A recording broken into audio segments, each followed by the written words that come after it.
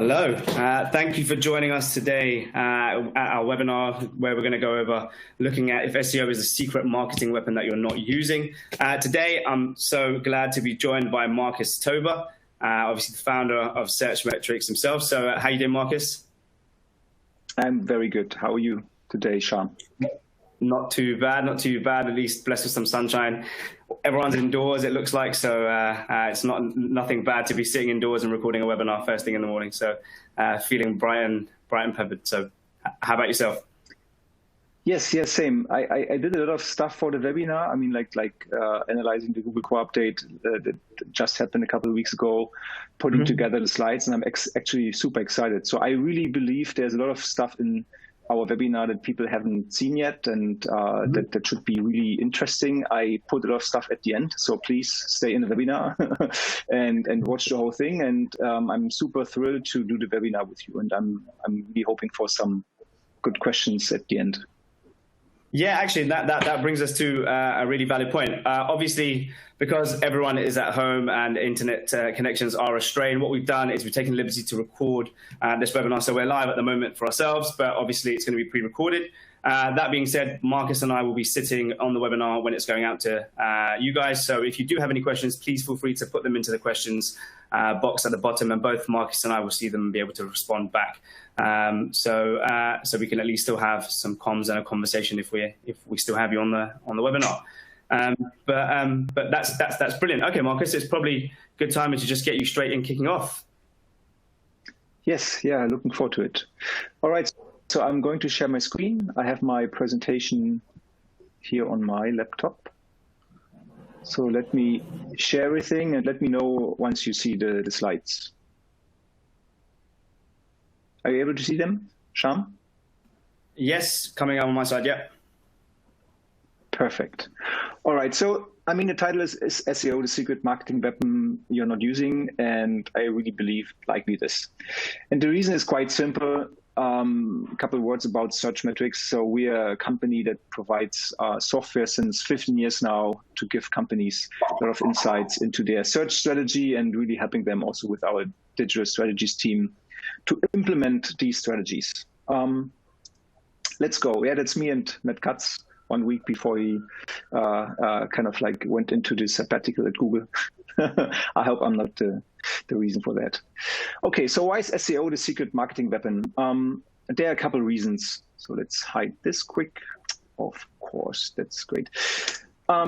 First, when you really follow a lot of SEO advices, the first thing you will see is a lot of technical stuff. So that means in the end, if you really follow the advice, you are going to have a lean, fast website, which is actually a very good thing for not just search engines, also for the user, and you will see later why. And then you end up with a great user experience, because a lot of SEO stuff now is talking now about have a great product, build a great brand, build a great user experience.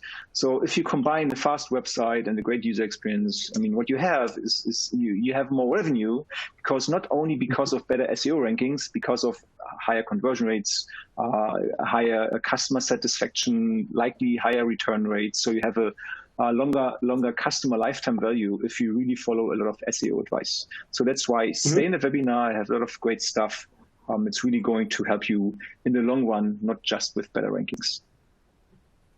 And the next thing I really need to make sure is it's not about bending a site to Google's rules for cheap organic traffic. This is what SEO used to be maybe 10, 15, 20 years ago. Now it's really about to think about the user, and that this is really about my presentation here. So that's why please forget this now and forever, that SEO is not about bending a site to Google's rules. It's something much more for the user in the end. And as you see here, and I will have more examples like this, there's a site, and that should kind of like motivate you. Pinterest, everybody knows Pinterest, of course, but Pinterest was also small. They started small, and I know Pinterest since they have been super small. I talked to the teams there, and Casey Winters, one of the first growth hackers in the Silicon Valley, he really put the user and the technology of the website into the growth perspective. So SEO was a big key for him, but he was never an SEO, but he implemented a lot of SEO tactics, and look where Pinterest is now. It's one of the largest sites in the world, and SEO is always put in there product. So, and if you look at the traffic coming to Pinterest, I mean, 41% is coming from search, and they are not doing paid search. So this is SEO traffic. So please stay in the webinar, because this is, going to give you a lot of answers why. So good or God SEO rankings is something. It's a really significant growth there. There's a really significant growth that they've got right there, right, Marcus? I mean, especially not doing anything via paid, just doing it all organically, getting that much traffic. Exactly. Yeah, the last uptick here was because of the Google Core update, which I'm going to explain later at the webinar what happened there. But as you see, a core update is not only affecting people's website negatively. It's not about, oh shit, there was a core update, I got a hit, and now I need to recover. Look at Pinterest here. They actually had a huge increase during the core update, and there was a reason for that. And the reason is partially answered here in our webinar. So if you really build a good user experience, build a great product, you will earn a lot of rankings in the long run, because what you actually do is you do something the user really will like. And to explain why I use the visibility a lot, I really put in one slide here. So if you look at something like this, like Valentine's Day or Mother's Day, you have a lot of seasonal spikes, like one for Valentine's Day, and for Mother's Day you have two. For some reason, I don't know, there's only one Mother's Day in Germany, but that's UK. Shyam, you maybe know why there are two Mother's Day. I reckon it's in UK. There's only one Mother's Day, but I think it's probably because there's another Mother's Day, obviously, in the US, right? And because we've got a special relationship with the US, we probably get tricked and think, wait, is Mother's Day today? Maybe, yeah. Very much kind of like influenced by the US guys. But look, if you see this, and if you look at now here, one of the most important pages for Valentine's Day and Mother's Day, because they have a lot of gifts and gift ideas, you don't see spikes in February or March or May when these holidays happened. So this is really important that you understand that the visibility is a leading KPI where the traffic is a lagging KPI. So this is super important because the visibility is non-seasonal. It takes average search volumes. So if you do a good optimization, if you look at visibility, that will give you a lot of answers. If you can have a lot of traffic in the future, that doesn't, high visibility right now does not necessarily mean you have a lot of traffic right now, because if you rank for Valentine's Day on number one, you will have a lot of traffic in February and not, for example, in March or April likely. Right. Okay. So essentially, it's like making sure that first off you're there, and essentially, the visibility is there, so that actually you earn the spot and you've got some real estate, and you're in the right places, so that when the people come searching, they find you. Is that essentially what you mean?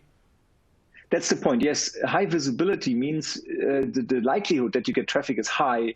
But as you have a lot of seasonal changes, the visibility is the leading KPI that you see, okay, when I have a high visibility now, and there comes the traffic spike or there comes the demand, the likelihood to have a high traffic then is super high. If you only look at traffic in your Google Analytics, you only see what happened. So you can't really act. So you only act on something that is already gone. So when Valentine's Day is gone and you saw, okay, there was a traffic peak, then what can you do? I mean, the next Valentine's Day is 1 year later, so that's why the visibility is actually a pretty good KPI to optimize the website. Exactly. I mean, you don't know what you don't know, right? You have to be able to look at all of the data and understand what's happening in the trend. Yes. Right. Exactly. Yes, 100%. So, and then I thought for the webinar, to really kind of like make people also think a little bit, I implemented 2 fuck-ups. It's a big movement now. There are a lot of meetings in places like London, Berlin, and others where you have people meeting and they talk about fuck-ups, because you learn out of mistakes the fastest. Sure. That's what I think. So, and this is a story I wanted to include here. Zalando, a very large e-commerce company, comparably to ASOS or Boohoo in the UK.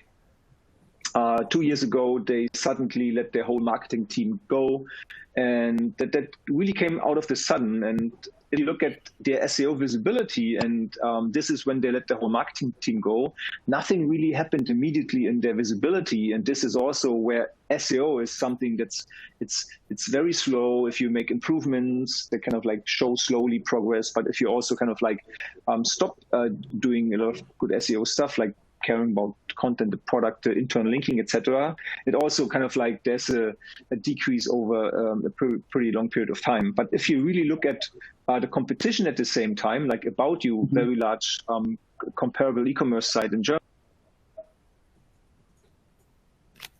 of like Zalando lost over time, and this is an SEO guys, and then they really lost a lot of money because they lost also traffic. And of course, you can argue, yes, I mean, personal costs is high cost as well, and was the personal cost kind of like more than the SEO traffic that they lost, etc. But if you listen carefully to the webinar, SEO is more about than just creating content or links. It's about creating a great user experience. So I really believe the reason why About You won here is not because Zalando just stopped doing content or linking. I really think that About You took more care about the product and SEO, baking it into it, because I know the SEO guys there. And this is really a cool story because that's something we can learn. And if you really think about, is it really worth it to kind of like stop doing SEO? Maybe it's not. Right. I mean, okay. With that loss though, Marcus, I mean, bearing in mind it's not such a massive instant decline. I mean, would you say that's because obviously, like you said, the lagging, I mean, in a sense, obviously the work that they've done, in SEO doesn't just prove instant fruition or make make any changes happen. Obviously, as they're working, even if the day you fire your marketing team, you may still see positive effects after that, right? From the work they've done. So exactly. I mean, they heavily invested in content and in good buying support pages. Like they invested in stuff like how to pick the right denim jeans, or how to pick the right football shoe, or how to pick the right whatsoever in e-commerce. So they really invested in good stuff actually, and that led them to a lot of good rankings. Not because only they invested so much in their brand, they also invested a lot of in content. And then that moment when they more likely stopped doing it, I don't say they stopped it completely, but if they really decreased the speed on it, they didn't lost immediately their rankings, because Google is also slow. I mean, they have to recrawl their pages, they have to see historically what's going on, and at the same time when the competition is doing more stuff and the content maybe is fresher, they will lose over time. So SEO is never something that happens fast, except there's a Google update. As you have seen with Pinterest, there was a pretty instant increase. But if there's no Google update kind of like making a systematic change, it's really kind of like a slow movement up or down. That's why you saw here About You going up over a pretty long period of time. So this is also a pretty normal characteristic of SEO. I mean, I think it's obviously worth also mentioning. It's obviously worth mentioning in this case, Marcus, that even when you're looking at it, obviously, you have to kind of pay attention to the axes of the graphs as well, in knowing that although it doesn't look like a lot, you're talking hundreds of thousands of visibility points, which is more than some sites have to 5, 10 times over. Yes. Yeah, and we will continue talking about other cases in e-commerce in the UK, like Boohoo and ASOS at the end. I think it's really interesting to see the dynamic. But let's continue with what should you do in SEO to become really top notch. And I put in an amazing SEO story here because I really think this is something that should make us think different about SEO. And that's something I've covered in other webinars or conferences, but I really think I can't really show it enough, because that's something people should do. So what you see in this chart is you see one line losing and the other one within a pretty short period of time gaining visibility actually pretty quick. And you talked about the y-axis here, and look at the y-axis. I mean, the blue line here, within a short period of time, they above 1 million visibility points. I mean, seriously, in a short period of time, it's pretty crazy. And if you look at the pages itself, it's in a medical space. So medical space is even more sensitive, when it comes to your money or life pages. I mean, where Google takes more care about this. That's even crazier that they could gain these rankings so quick. And that's amazing, because let's continue here is because one site is actually incredibly effective. So Very Well Health only has about 40,000 pages indexed, and MedicineNet has millions of pages indexed. And this is what makes it so interesting, is because one page, Very Well Health, is so incredibly effective.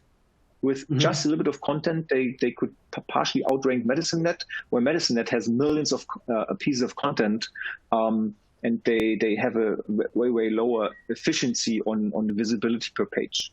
And why this matters is because essentially in this case, we've got one website that's got loads and loads of content where you may have a team, or you may have, even in yourselves, you may look into your own departments and you see, we're churning out work. So it's one of those situations where it's almost like we're doing a lot, so everyone thinks it's doing really well. But actually, in this case, this is proving that actually you've got other competitors that are not pumping out as much, but everything they are pumping out is doing a lot better. Yeah, and the point is this. Most companies, they have a lot of content already, and they don't think about how to optimize or maybe even deleting content. So as you see here, MedicineNet has 4.6 million pages indexed, and Very Well Health about 40,000. Very Well Health started new from scratch. I mean, they kind of like emerged from the about.com thing into .dash, and there was a lot of content already written, but in the end they decided of what they wanted to have on the page in their product, what they felt was really necessary and important. And MedicineNet has a lot of crap, a lot of clutter, a lot of stuff they maybe don't really need anymore, maybe a lot of content that is cannibalizing each other, a lot of content about the same topics. Sure. And efficiency, that's why this is so important here, is when you have a page, you have to maintain the page. The larger the page gets, the more bloat you have, right? I mean, it influences the internal linking structure, it influences the crawl equity. I mean, if you have millions of pages, Google is not able to crawl every page equally in the same amount. So Google needs to kind of recrawl maybe important pages maybe any other week or maybe any other months. Whereas if you have just thousands or tens of thousands of pages in the same area, Google is able to crawl your page much, much faster. And because of this bloat and this legacy you're kind of carrying all the time, you really hurt yourself. And I have a case study later on in the webinar to show where a page deleted 95% of their pages. I mean, seriously, deleted 95% of their pages, and they have even a much, much higher efficiency of visibility per page.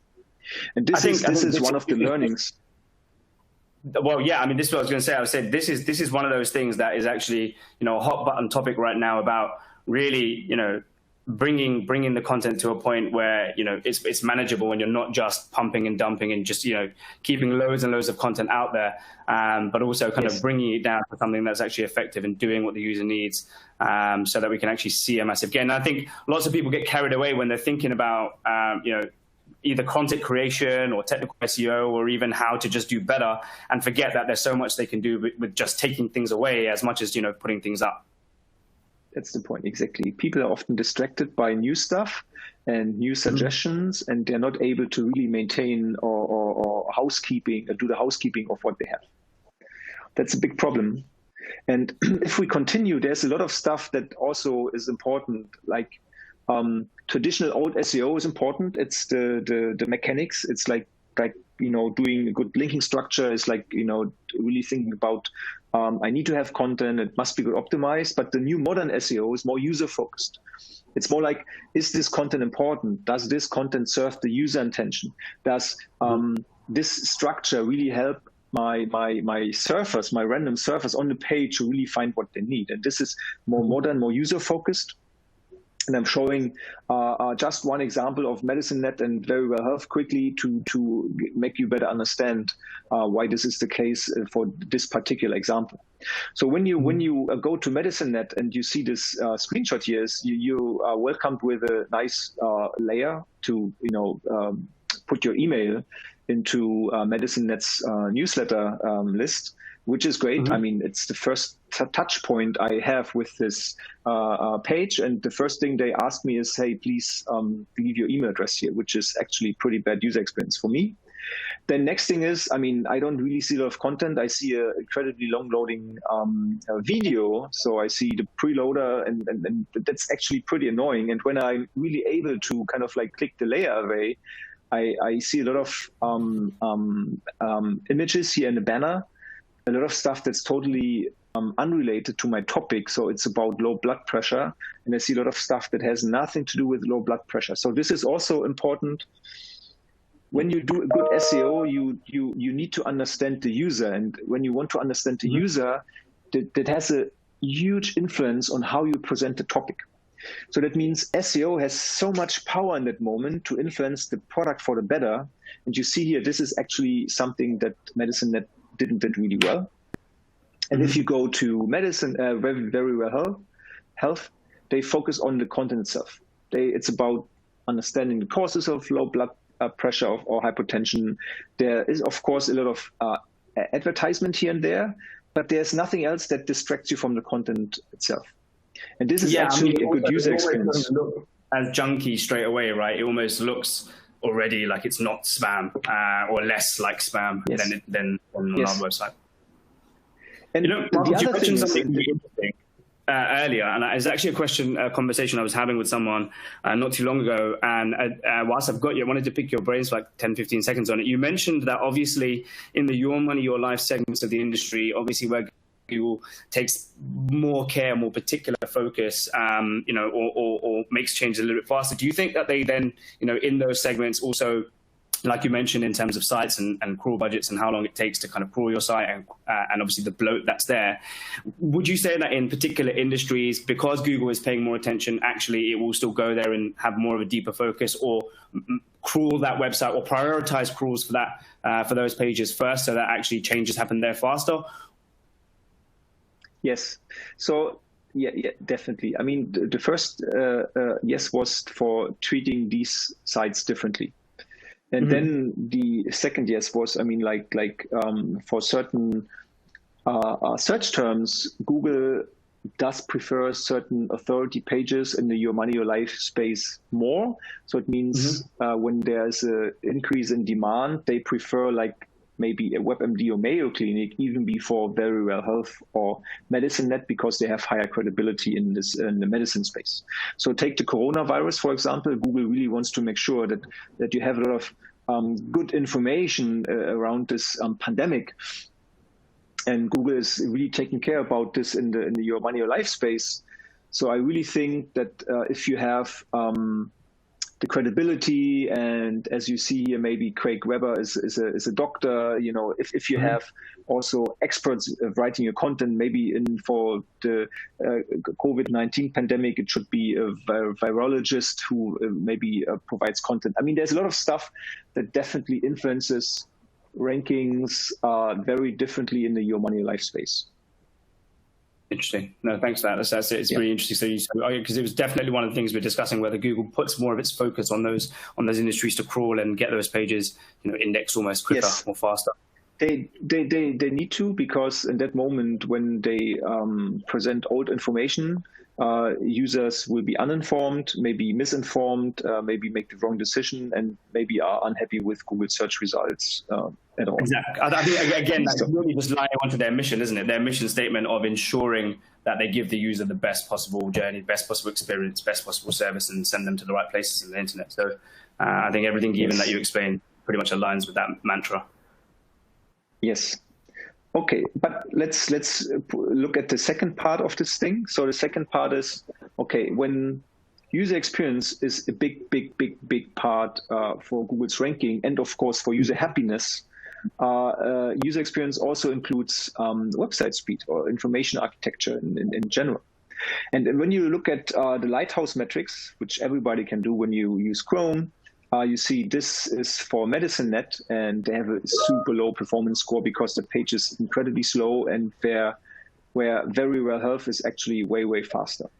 So this is important as well. So user experience is not just a great experience on the website once it's loaded. User experience also means you have a fast loading website for any given device, for mobile, for tablets, and even on your desktop. So that's important. So that all together, like a good presentation of the content, a good website, this all together is a good foundation, and this foundation is important for good rankings. That doesn't necessarily mean you always rank great. So here's another example of one particular page of Very Real Health.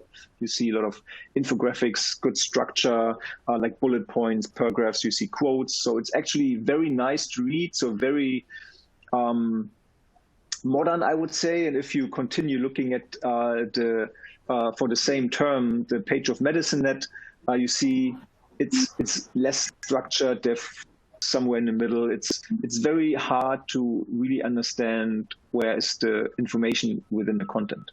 I do believe they have everything, but in that moment when it's presented in a way that people are not able to get the content quick, and Google has two very comparable offerings, Google would prefer the one where the user is more happy with. Yeah, definitely. And this is the analogy here. We talked about it, Jonah Hill. So one is lean and sexy. The other one is doing, I don't know, too much work from home without going out. That's a joke. I gained weight doing the work from home. Yeah, definitely. I'm more in the middle now. But yeah, that's the point. It's super important to do the housekeeping, maintain your site, and make sure that you really only offer the stuff that users need and that you actually really can take care of. Yeah. Okay. No, so that means SEO is so much more now. And when people talk about SEO, I still have the feeling they believe SEO is very tactical, like, doing link building and creating content and talking with the development team. So SEO is way, way, way more. And when you see, like these examples of Pinterest, and there are a lot of other examples of great companies that put SEO into their product focus, these are the companies that are successful. And that's why that's their secret formula. And a lot of others admire their success or are jealous about it because they didn't understood why they got the success. Okay, and let's continue. Google just launched a couple of weeks ago Web Vitals. There are 3 different KPIs that Google is releasing in different areas. One is the newest Chrome, where you run in order to get these 3 KPIs as the Web Vitals, and they're all based on user experience and website speed. So that you see that speed matters a lot for Google, and because of this, I also thought for the webinar, let's have some numbers speaking why speed matters so much, and numbers from brands that they published publicly. So speed matters for more than just SEO.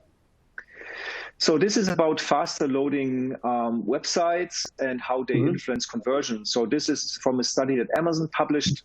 And they said that 100 milliseconds slower loading decreased their conversion rate by 1%. Or Zalando did a similar study. They did it the opposite way. 100 milliseconds faster loading increased the revenue per session per 0.7%. Or Walmart published a study that's a couple of years ago now, but they also said 100 milliseconds faster website increased the conversion by 1%. Of course, it doesn't mean necessarily for your site 100 milliseconds increase the revenue by 1%, but this is from big sites that are already super fast. So that's the good thing. And I have more stuff because influence on a faster website is influenced for user happiness and maybe decreases the bounce rate and increases the time they stay on the site, etc. So I have 2 studies from others. So that's from John Chihata. He improved GQ. And what happened is when they did a relaunch and improved the load time for second efforts. They increased, and Pinterest also published percent. They even increased their SEO traffic, even as they are already actually pretty large. So of course, this is just 2 examples, but in the end, it's really about how much influence the fast website has on conversions and in the long run on your SEO performance. Right? This is very important. Even if you're not doing it to have better SEO performance, obviously, even if you're not, it's still a faster loading time. It's still always going to be a better user experience. It's still always going to be better. And obviously, as we can see, the knock-on effect is in this case obviously better SEO performance. But no one likes slow websites. So I've been on websites loads of times where I probably would have bought that item, probably would have converted, but it hasn't loaded up fast enough. And now with such a surge and obviously mobile first searching, I haven't got any 5G just yet on my end, but when you're on your phone, speed is obviously of the essence.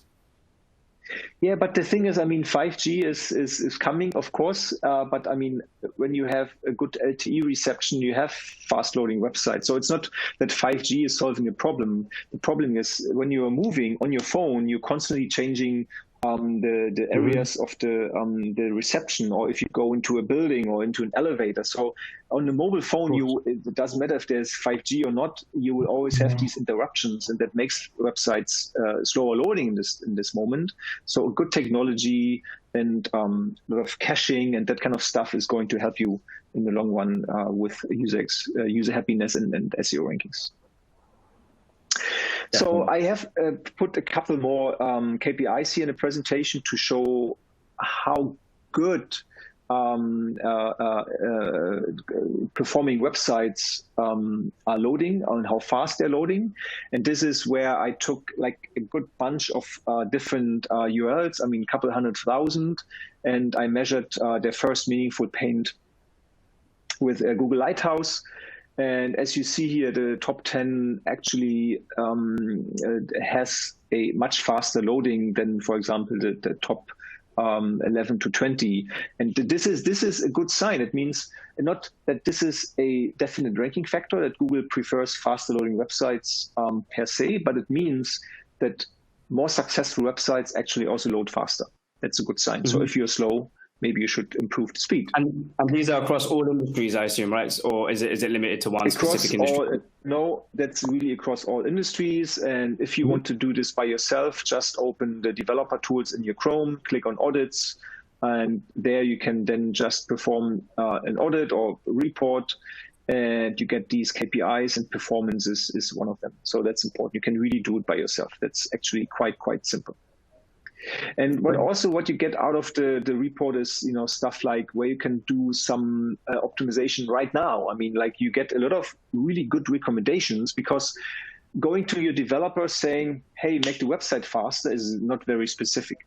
The developer would tell you, okay, write the user story, put a bug ticket in Jira or do whatever, talk to the product manager.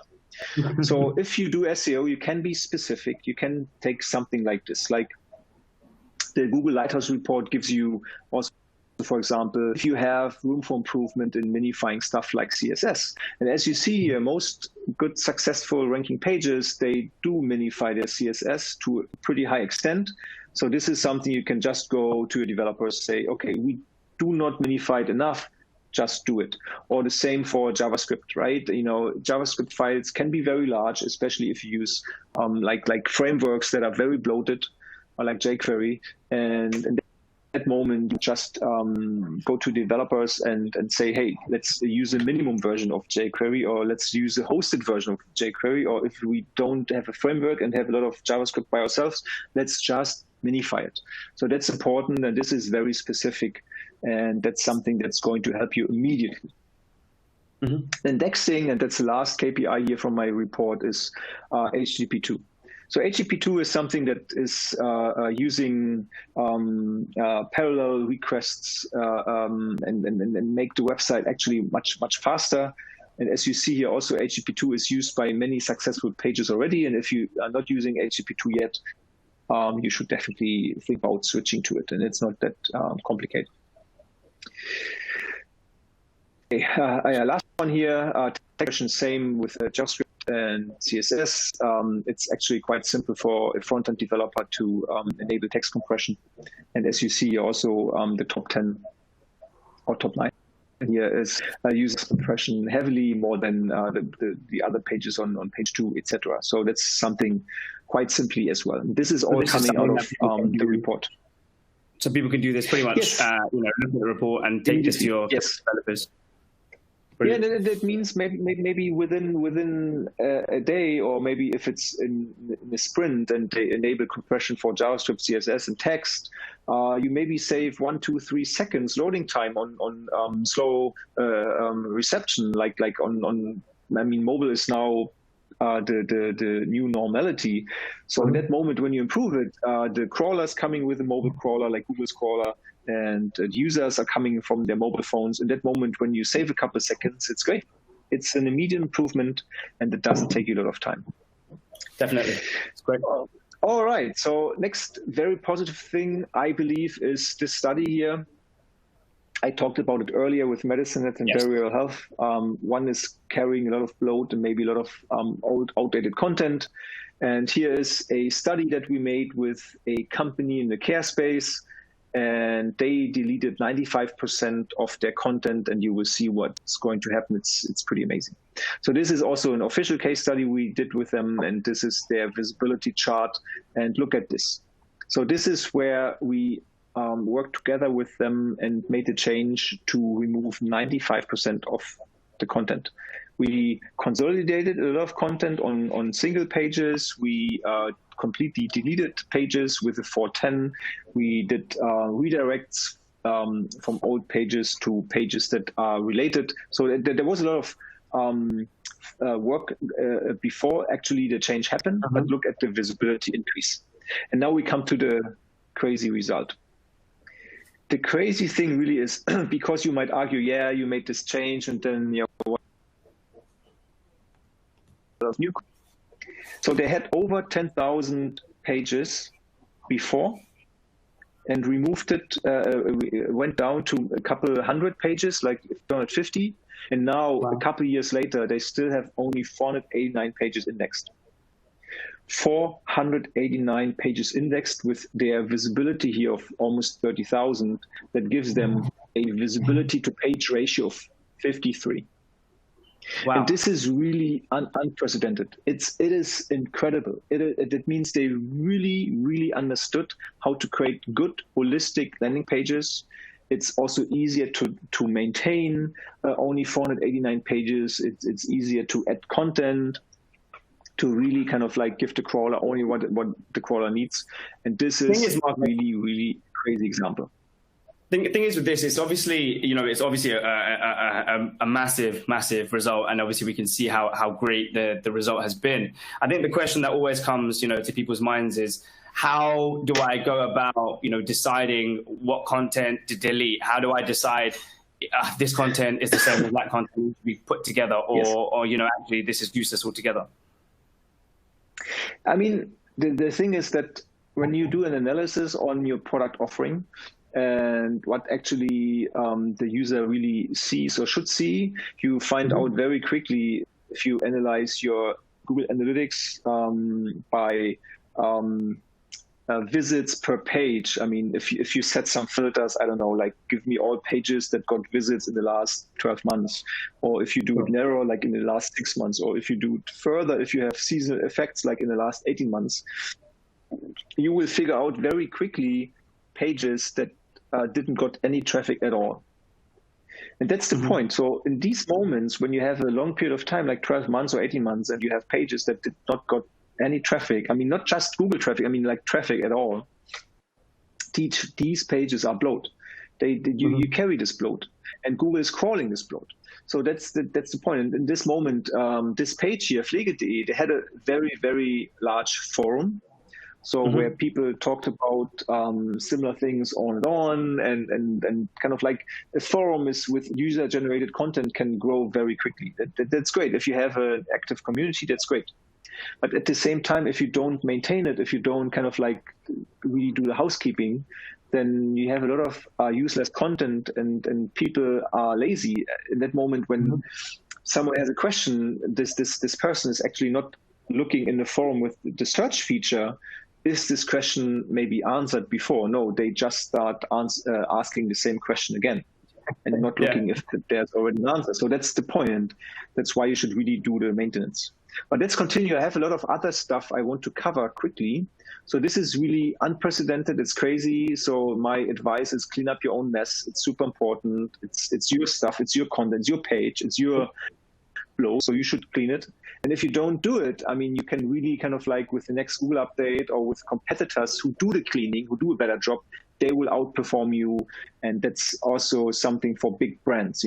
Even a big brand can fail. Everybody can fail. So that's why keep this in mind. Do the housekeeping, or maybe in the future, you're the one who's going to be affected.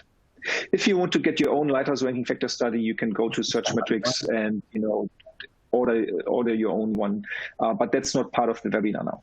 So let's do another fuck up super quickly. So this is a page in the car vertical space. So they offer used and new cars. And here is a pretty interesting thing. There's a drop over a couple of weeks, but this drop actually was 20% drop in total. And because it happened over a couple of weeks, hundreds of thousands of users have been lost because of this technical limitation that was unreadable by Google. And if you look at the website, I recovered it here from archive.org. They put in a filter for the make.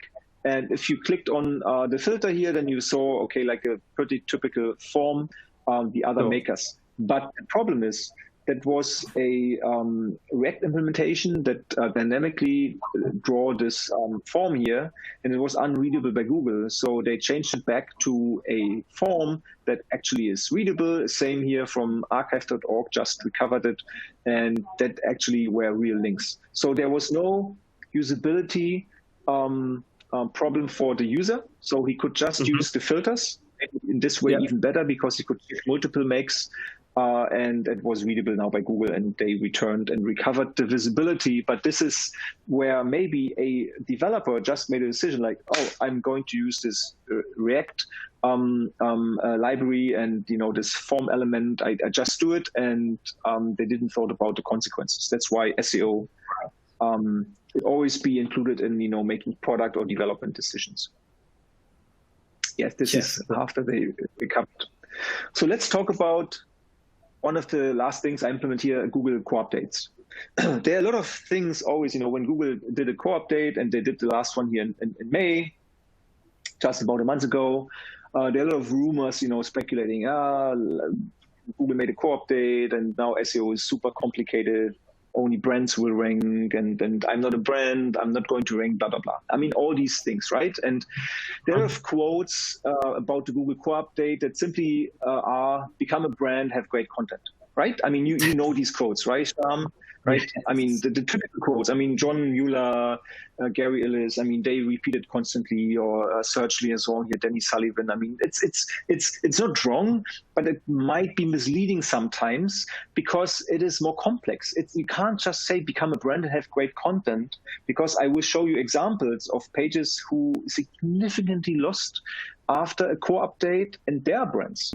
I mean, you can't tell them become a brand, because there are brands, and I will show you examples of brands they lost at the core update, and they're the number one brand for this particular area in the world. I mean, seriously. So you can't tell them become a brand and have great content. That's why it's more complex. And when you get annoyed by these quotes, just come to me or come to Searchmetrics. We have some data to show you what actually might really happen after an update. So SEO can be hard and frustrating. So we talked about become a brand. And if you see this curve here, or these two curves, see one brand, also well-known, ASOS, and the other one, Boohoo. And one is going up after core update, and the other one is going down. And this is here the May core update. And this is actually significant because in e-commerce, paid traffic is actually very expensive. Margins are super low. And if you lose thousands or tens of thousands of users per day SEO traffic, that's, let's say, the free traffic, your margins are even going down, because you have to buy more traffic, which makes the whole equation actually more complicated. So I was really looking into what happened here, and I want to undermine the theory of visibility, because you might say, yeah, the visibility goes up here, but goes down. It has no real effect on traffic, but it has. So that's why I took similar web data here. So you see, this is April and this is May. You see the effects already, so that ASOS from April to May actually increased traffic a lot, where Boohoo stayed flat. And I did not put other screenshots in here, but if you look at all the other one, like what is it, Pretty Little Things and a couple others in the same space, you see that they all also went up where Boohoo stayed flat. So I really believe this is the effect of SEO traffic. And I wanted to understand why, really why. And I have a couple ideas, and maybe I'm wrong, maybe, but I really believe I'm right because I have more examples of winners and losers, and they all go in the same direction. So I really believe that the Google Core update wanted to take the user intention and analyze, is the user actually happy or happy enough with the results that Google were presenting? And if you look at Boohoo and ASOS, I mean, they offer similar stuff, right? They offer similar stuff. But if you look at tier one specific keyword, which is lingerie, is it pronounced like that? Huh? Yeah, lingerie. Lingerie, yeah, perfect. Here we are. Perfect. But if you look at this, you see here Boohoo, they used to rank actually quite nice. So they lost a couple of positions, ASOS gained a couple of positions, and others gained too. So question is, did ASOS, because it's just one example, but there are others, did ASOS serve the user intent better? So if you look at our con experience, you see lingerie. You see that there are a lot of connected other search terms like plus size lingerie or plus size underwear or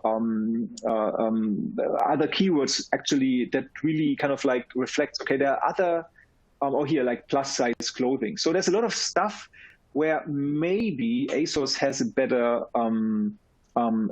serving of the user intent. So I looked at the website. So this is Boohoo, looks great site. I mean, like great women here. And if you really scroll on the site, you see a lot of nice looking women, a lot of bras and underwear. I mean, like good stuff, right? So you might say, oh, it's great content. But if you now just look at ASOS, look at this.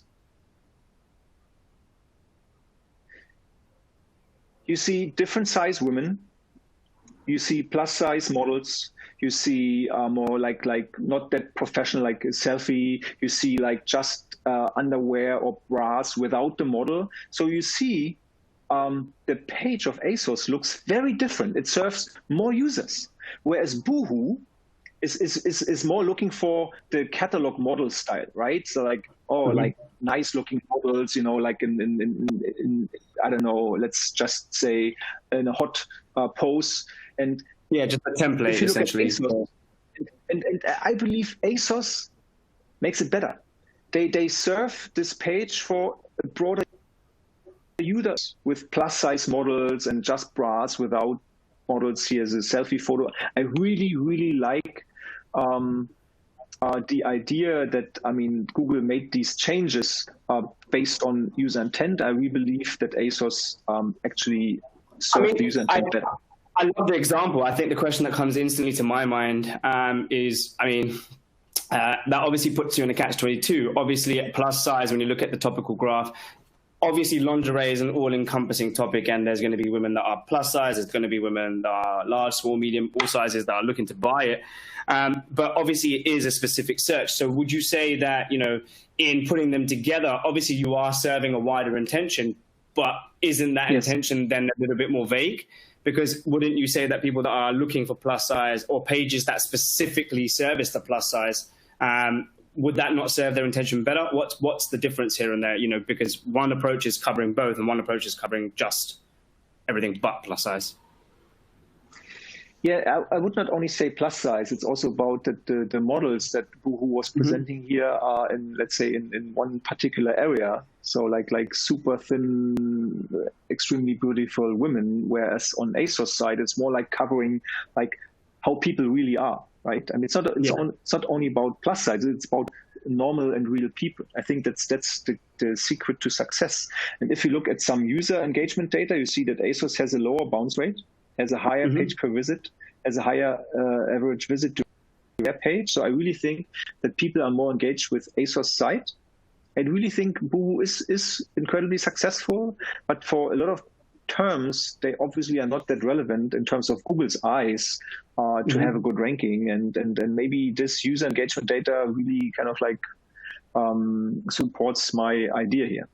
But if we continue quickly, Shyam, let me show you a couple other ideas that support the same thought. So Google many years ago brought this categorization of search term or user intent areas. So I want to know, I want to go, I want to do, I want to buy moments, and this is something that's not new. That's we all know this, right? But this is the foundation of the searcher's intent. Because if the searcher wants to buy, he wants to buy maybe something particular, and if he has in mind like plus size model or not model, I mean plus size. I am maybe plus size. That's something where I want to buy things maybe more relevant in this case.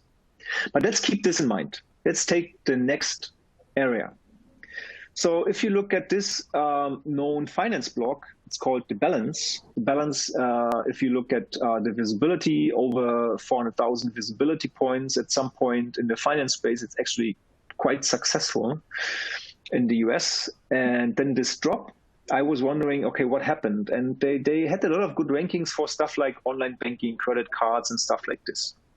And if you look at the trend here, you see, okay, Chase went up 5 positions where they lost 5 positions. US Bank went up, Discover went up, Ally and online bank went up.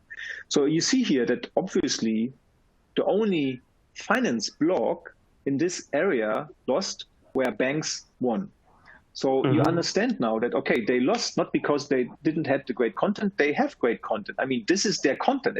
It's about the best online banks. It's about comparing banks. But obviously, Google tried to put online banking into the category that banks should rank and not a blog about online banks. This is one example. So let's take the next one. So they used to rank for calculator interest or interest calculator. And you see that here, the balance, they also lost a couple rankings. But at the same time, calculators won rankings. I mean, like real calculators. Yeah. So obviously, the user intention for calculator interest is a calculator and not a blog that talks about the calculator, because this is the page of no calculator on it. They talk about calculators and how they work, but they actually don't offer one. So essentially, Google figuring out what the real intention is and serving that properly. Yes. It's like, almost correcting things it did wrong before. Yes. Yes and no. I mean, at some point, this maybe was what the user wanted, more backput information about interest calculators or something else. But now the user is more sophisticated. He knows what he wants. It's like, okay, give me the calculator now, or I just take another result. So this is really, and users, I mean, if you remember yourself 10 years ago, you were more patient, right? You looked into stuff and you spent more time reading. Now you really want to get the stuff immediately, right? If you go into a content that says 10 things you can do in Italy in summer, for example, don't see number 1, number 2, number 3, you don't see the top 10 list, you see just content you to this. And this is also how I, okay, top 5 things here, top this, top there, or maybe a calculator. I'm looking for the calculator in this moment or for the list.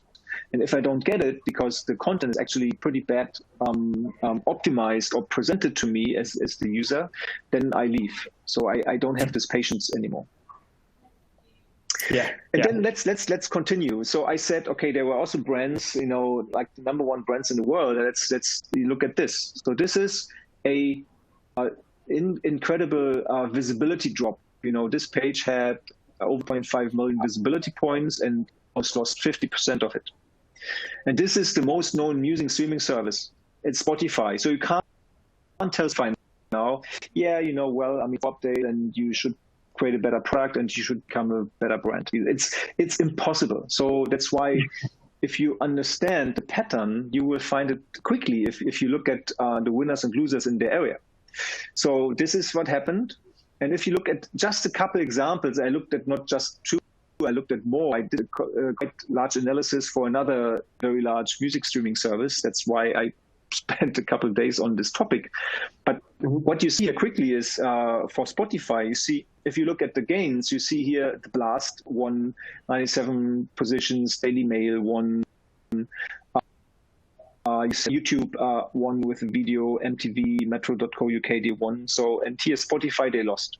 They're not gone. but they don't rank on first page or lost a couple positions. And let's take another example. The artist, you see, okay, they also lost their spot on the first page on Google. They're now on second, which is more like a black hole now. No one clicks on second page. But if you look at the gains, you see again, Independent won, The Guardian won, and if you really try to understand what happened here is just click on Madonna's page on Spotify. You see, okay, this is the page. It's great. It looks good. And on many pages, artists have great content. But the problem is, in this particular area, maybe the user is interested in information about the artist. And as you also know that Spotify has this login wall, so you can't just play music and go on. You should kind of like log in first, and not everyone is a Spotify user.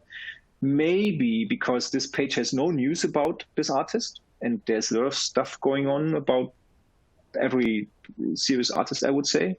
That's why information content pages like billboard.com or nme.com, they won significantly because they offer a lot of content around artists. And this is interesting because Spotify is not the only music streaming service that lost. There are other music streaming services that lost, but Spotify is the most known one. So this is where user intention in the end is, again, one of the key elements. And let's talk about the last one. So this is a Q&A site, the largest Q&A site here in Germany, Gute Frage, like Quora or Yahoo Answers in the English-speaking world. Also lost significantly at the core update. They also always lost at updates, but let's say in the last update, what happened here? So this is just one example. I can bring a lot of examples, but to make people here in the webinar, think more about the stuff. So they used to rank for SD adapter. So an SD card adapter. So they used to rank quite stable here on first page, and now they're gone. And if you look at what happened, first at the update, they used to rank on position 5, and on position 5 newly came in an e-commerce site. So obviously an e-commerce site took their place. Sure. And if you now look at SD card adapter or SD adapter, you see Google only ranks e-commerce pages. There is no, so obviously Google understood the intention of searches for SD adapter, a Q&A site asking what is it good for. Obviously the user is now sophisticated enough who wants to buy an SD adapter. So that's why there's no QA site ranking anymore. But what Google actually does is they have this box people also ask included. So if there are questions about what is an SD adapter and which one I need, etc., Google has the people also ask box, and maybe that's good enough for the user intent in this moment. So again, I showed you a couple examples. All of them go in the same direction. It's about user intention. It's really about thinking, does my content serve the purpose of what the user wants? Look at user engagement data. SEO is not about if I have a good ranking, I keep it and I just do a little bit of content updates and links. That's it. No, SEO should really be a reflection about, am I the right source? Am I serving the purpose that the user seeks for at the moment? And then it has nothing to do with become a brand, because also brands that do not satisfy the user intention at the moment, they might lose at the next update. And it's a good thing because Google wants to show the right content in the right moment. So SEO is hard. It's frustrating hard sometimes. It's sometimes finding a needle in the haystack, but I mean, you saw it with ASOS, for example, and other examples. It's incredibly rewarding and for you, and it's a huge benefit for your business when you do it right, and a huge benefit for the user, because Google is now so good and so sophisticated that Google is really able to determine which one is the better one. And if you increase rankings, it's a good sign that you did the right thing, and that's something that's incredibly cool. I have some key takeaways now, Shyam. Sure. Let's go over them. So first one is SEO is no straight line from A to B anymore. It's a little bit more complex. It's not that simple. So you should really invest time and resources in it. The next one is you should see SEO as more like a part of building a great product. So it's super important. So put SEO into your product management. That's important. Then customer's king. It's not content is king, it's the customer's the king. So think about what does the customer want and when he wants it and how should it kind of like be served. Of course, website speed is essential. I mean, Google did not release the Web Vitals for no reason. So there is a reason, and so you should have a fast loading website. That will definitely improve everything like conversions, rankings, etc. And the last one is be the authority. So hire good people if you don't have one that write good content about your topic. That's definitely important. Okay, that's it for me. Of course, we still have time for questions here and there, but I hope you enjoyed the webinar with us.